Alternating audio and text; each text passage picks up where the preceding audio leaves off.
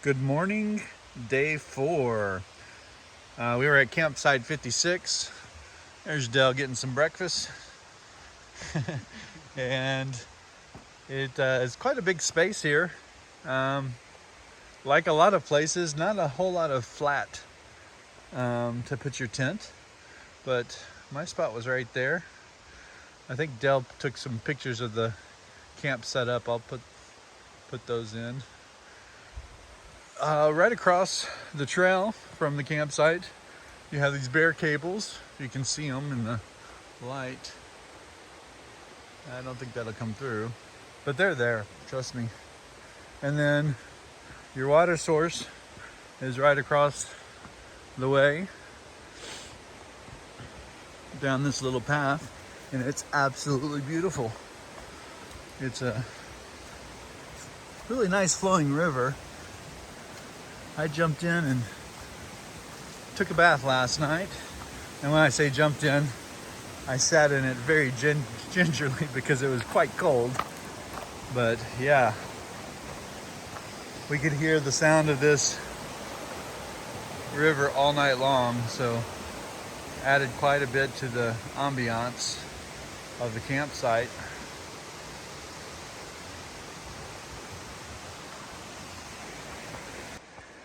So we start the morning with a nice climb out of camp. About a 3-mile climb, I believe. These climbs are no joke. Typically they're non-stop, straight up. And the only break you get is when you stop to pant for a while. Today's day is going to be about 16.5 miles to Lower Forney Creek campsite, and the temperatures are going to be around high of 82. Oh, we got to the left. Yeah, I'd like to go fast. 82 for the high. Can't remember the low, but right now it's quite pleasant. It's crisp and cool, and we're off to have an adventure today.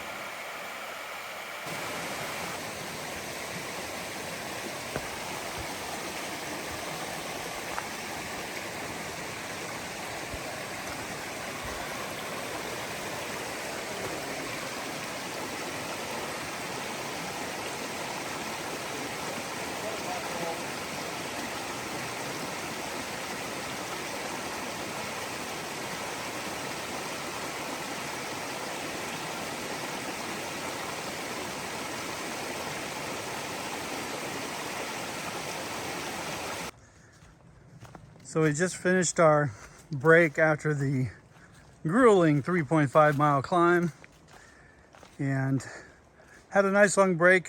What I found is after these big climbs, I have Verizon service, and typically I get 1 or 2 bars, so I can at least shoot a text off to Jen, tell her I'm okay.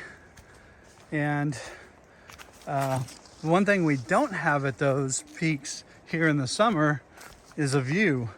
You get a peak every once in a while, but for the most part it's all green. And so we got about 12 plus miles into camp, but it's kind of a gradual downhill into camp. And we're on day 4. Day 6 we roll into Fontana Village, and we have a night at the lodge there. So we'll get laundry done, and after 6 days in this humid weather, it needs to be done already, and get a nice meal and a good sleep. So from this point down to Fontana, it's pretty much a gradual downhill. We've done all the climbing for this section. As soon as we leave Fontana, we have another beast of a climb. And I'm sure I'll complain about that later. And we come upon a nasty looking blowdown. So once again, over, under, or around. What do you think about that over there, Dale?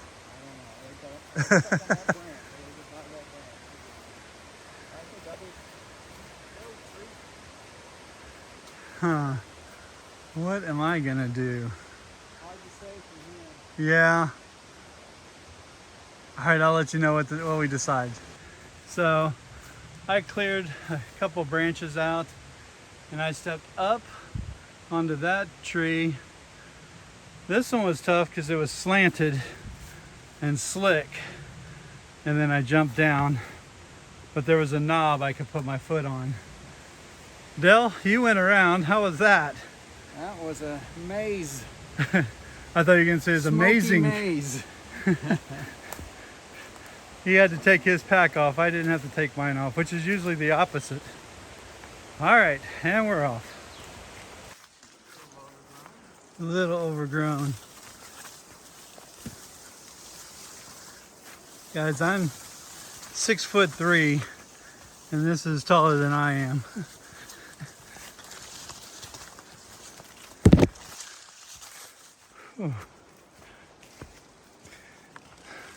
It's probably a good time to talk about why I don't wear pants. Because I don't like them. As you know, if you watched our videos, I overheat a lot.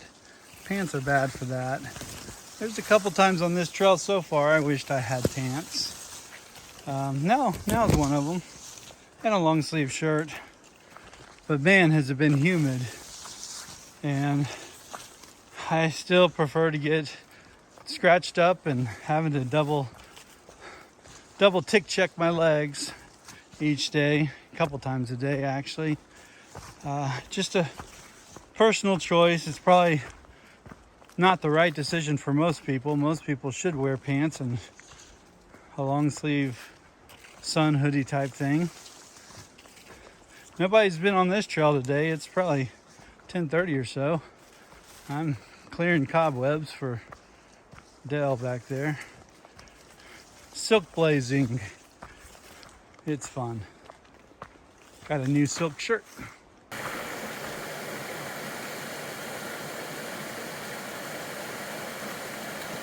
Ooh, that feels good.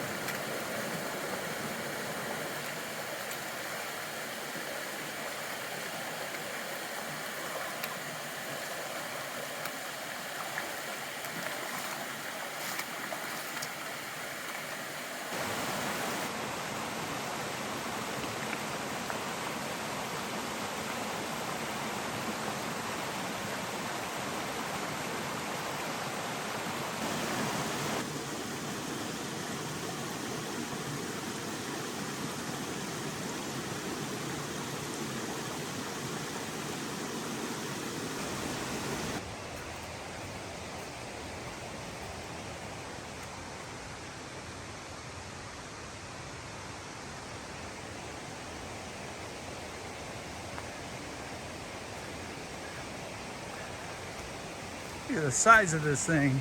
There was power saw on this one. You can see it right here. They did use a circular saw on that one. Walking along Nolan Creek here. We've had 3 fords so far, so our shoes are quite wet. We're still gonna try to avoid the water.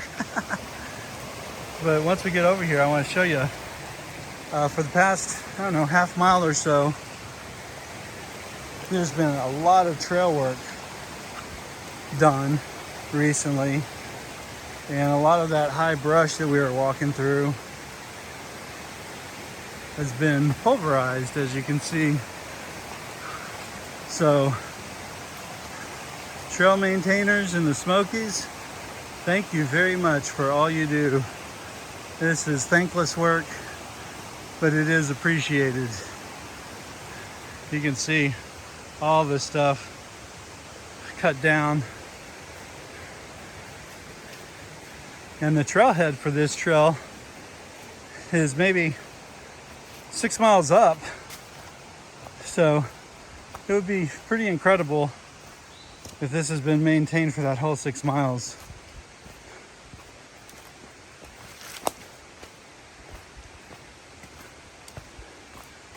We're walking along either an old road or the old riverbed.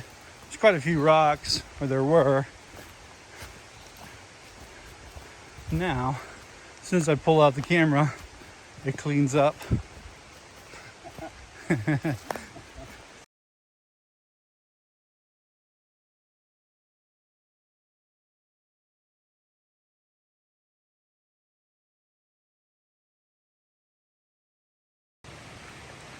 Laid my shoes and socks out to dry.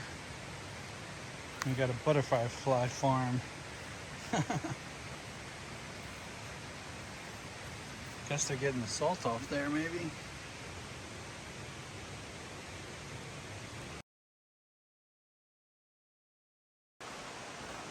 So we've been on a road walk for about 5 miles, I would guess. It's been hiker highway for sure. Cruiserville. Looks like we got another, well, we come to like a real road. This is kind of like a service road. Come to a real road and do that for about 0.7, and then 3 miles to camp, and we'll be done for the day. Early, probably about 3:30 today. We've been cruising, huh? Yes. I've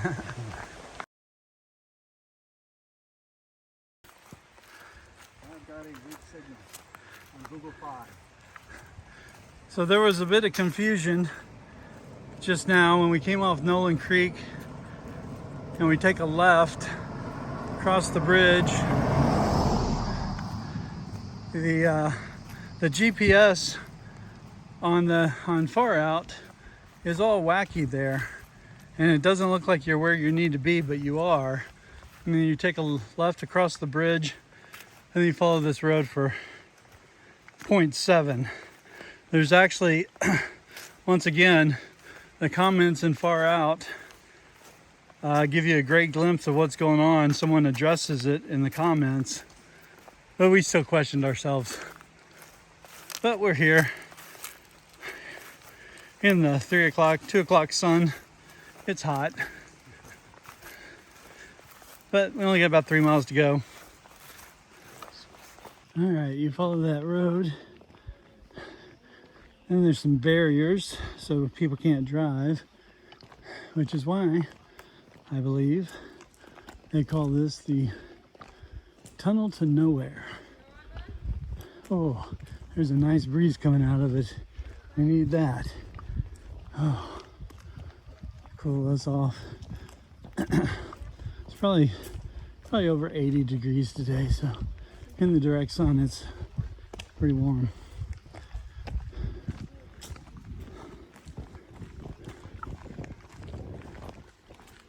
My cheap thermometer says 86 degrees. Ah, Dell just checked his thermometer, 86, so it is warm out and humid.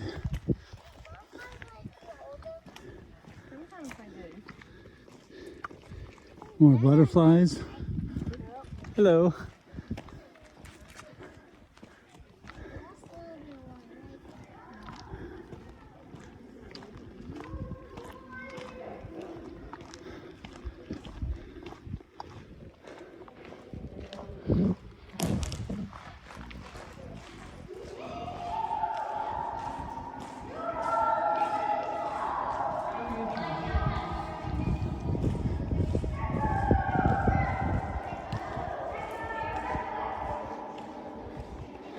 You get the picture. All right, so my buddy Dell over here is doing a field repair. What are you doing, Dell? Well, these have a little push button thing that pops out that locks it into place. Otherwise it folds all up. And where that pin came out of this one section right here, the whole pole snapped. So what I'm doing now is below that, just making a stopper with some tape so they can't fold up. Then I'll tape it closed and it's going to become my tent support. no more hiking out of this one. So earlier today you fell. Yeah, I'd lost my balance and just rested against it and snap. It So, yeah. broke. So the pole snapped and you had a splint. You were prepared, but Yeah, it won't fit. It has to fit over these two sections. It won't fit over this, but it will not fit over that. so this will work. And that's the pole that's required for his duplex. Yeah, I need 2 poles. And so my Gossamer Gear, the one requires 2 poles too, and on a couple hikes, 2 hikes, I have snap poles. So you have to be wary, you have to be prepared for that if you're using poles for your tent. Here's the start of my setup. I haven't moved in yet, but there's my setup for the night. There's a bee flying around. So, and this is our campsite. It's huge. There's bear cables over there. Dell is setting up over there. You can probably hear the creek in the background, but if you follow with me, this place is really large. The problem is you can have horses here, and the horses have pooped everywhere. So it's made it a problem finding a tent spot.